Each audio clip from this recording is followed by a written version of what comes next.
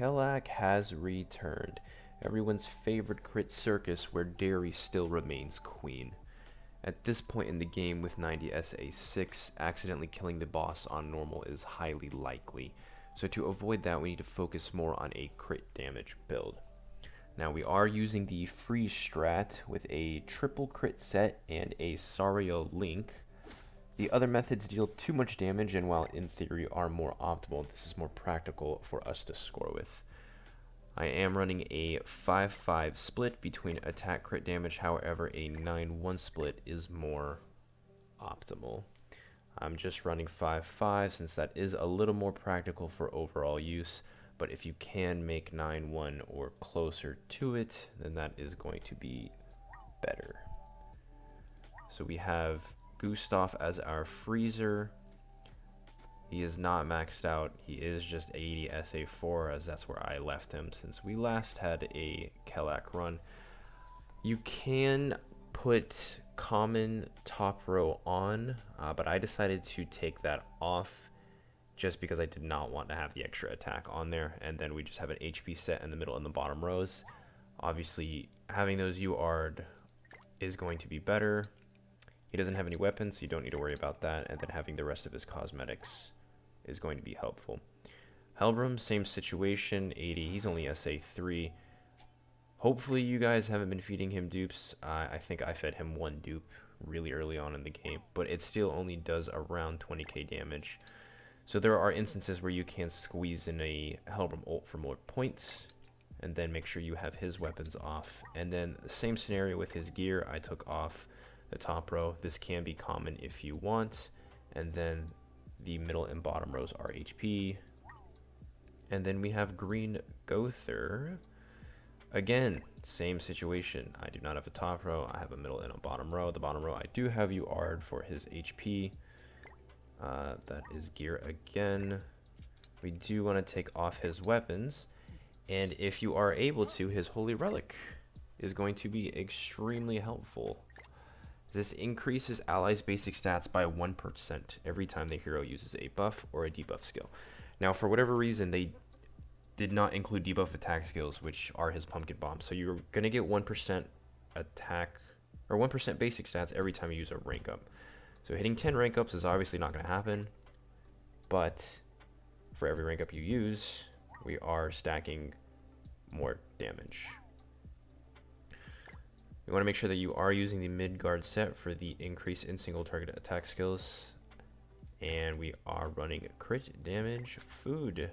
So with all that set up, let's get it.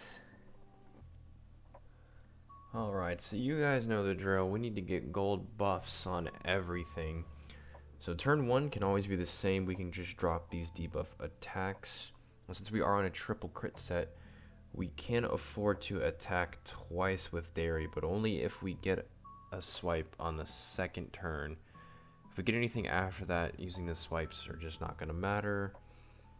We did not get an extra swipe, so I guess we don't even have to worry about it. But a second swipe on turn 3 or later is going to kill, so don't do that. We do have 2 Deri buffs. We do want to play around these. We don't want these to merge. And we do have a Gustaf merge. So we can drop the freeze. I can just rank him up later. And I should lock, I think. Moving is only 3 points, but we don't want to get anybody closer to their ults, as that's just going to clog us up.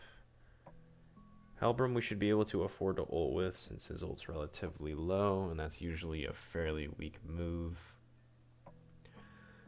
We did get an extra Helbram buff, so we have a merge there. We've got another Deri buff. I'd like to see some rank ups. We'll merge these. Use our Deri card. Might as well just rank up. We can rank up Deri. Actually, should be fine. Make everything silver there, and we'll have evasion ready. Helbram. Yeah, so we have Helbram ult. We are 1 away from Gustaf ult. He's ulting him actually. He's half health already. So we want to drop these debuffs and Deri buff. Oh, actually, Gustaf is getting his ult, isn't he? I just said that. So we can't do that. We can do the poisons. We can do Helbram ults. And then buff. You can see how much this 2/6 Helbram ult hits with as low as attack as I can make it. 18k. Okay, that's not bad. I think you could even work with 3/6 if you got that unlucky. Oh wow, so we have a merge. We have extra Deri buffs and no rank ups. I think Gother's Holy Relic is literally only out 1 stack right now. That's so bad. We let these swipes merge, that's fine. I just need card draw, so I'm just gonna...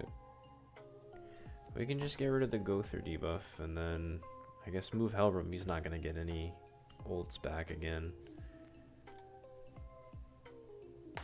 Let's see. This is not looking good. I can stall another turn, but I'm probably not gonna have evasion. I could poison, buff, move. Yeah, so we'll move an ult for those sweet 3 points, yep. And then for this to work out, I would need a Gother merge on the rank up. Oof. Okay, that actually worked. But like I said earlier, we don't have evasion now. But I guess this is what we'll work with. What is this? 7 stack Deri, no evasion, 2 stack Gother Relic. Let's see how this does. Oh, what turn was this also? I think this is turn 7? Yes, okay. Bang, 11 mil. That feels average. I don't know. What is this score? 5k. So it's not push week, but I'd say for push week we want to look for like 5.5, maybe 6k. But this is fine for now, ladies and gentlemen. That is how you score on Guild Boss Normal. If you liked the video, drop a like, give it a thumbs up, maybe smash a sub button. Till next time, see you guys later.